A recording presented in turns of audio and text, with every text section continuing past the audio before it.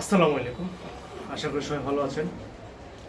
আসলে ভিডিওটা কালকে থেকে দেখার পর নিজের কাছে খুবই খারাপ লাগলো যে আসলে এই বাংলাদেশ এত নিকৃষ্ট হয়ে গেছে বর্তমানে রাজনীতির জন্য।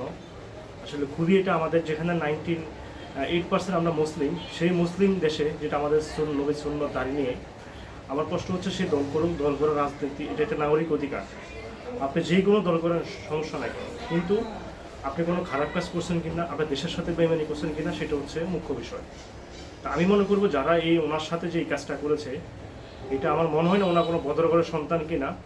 আমি জনাব তারেক রহমানকে বলবো, আপনি দ্রুত এই লোকগুলাকে, এই কুলাঙ্গারগুলোকে আপনার আইনের আওতায় নিয়ে আসুন, যারা এই লোকের তারির সাথে এভাবে একটা ন্যূনতম খুবই একটা লজ্জাজনক যে কাজটা করেছে। এটা আমরা মুসলমান হিসেবে আমরা নিজেকে মুসলমান দাবি করতে পারি না। আপনি যদি এর বিচার না করেন তাহলে এই বাংলাদেশের মানুষ আপনাদেরকে দেখবে।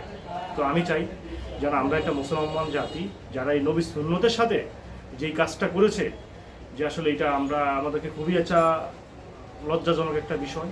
আমরা চাই বাংলাদেশ থেকে যে সকল এখন এইসব ছোট ধরনের কাজগুলো হয়, যেসব ইসলাম বিরোধী কাজগুলো হয়, এগুলোর জন্য আমরা দ্রুত পদক্ষেপ নেন। যেমন ওই শান্তা ফারজানা যে একটা কুলাঙ্গার মহিলা, ওই মহিলার বিরুদ্ধে ব্যবস্থা নিয়েছেন, আপনাকে অনেক ধন্যবাদ। কিন্তু এই যে ওনার সাথে যে কাজটা করেছে, উনি অপরাধে, ওনার জন্য আইন আছে যে ওনাকে আমরা এইভাবে যে একটা মানুষের অপমানিক আমরা করতে পারি না কখনো, এটা কোনো আইনে নাই আমি মনে করি।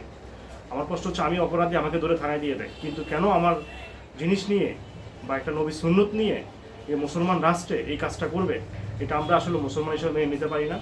আমরা চাই এই লোকগুলো যেন আইনের আওতায় নিয়ে আসেন। আমরা আপনার প্রতি অনেক খুশি হব। আমরা চাই আপনি বাংলাদেশটা সুন্দরভাবে পরিচালনা করুন।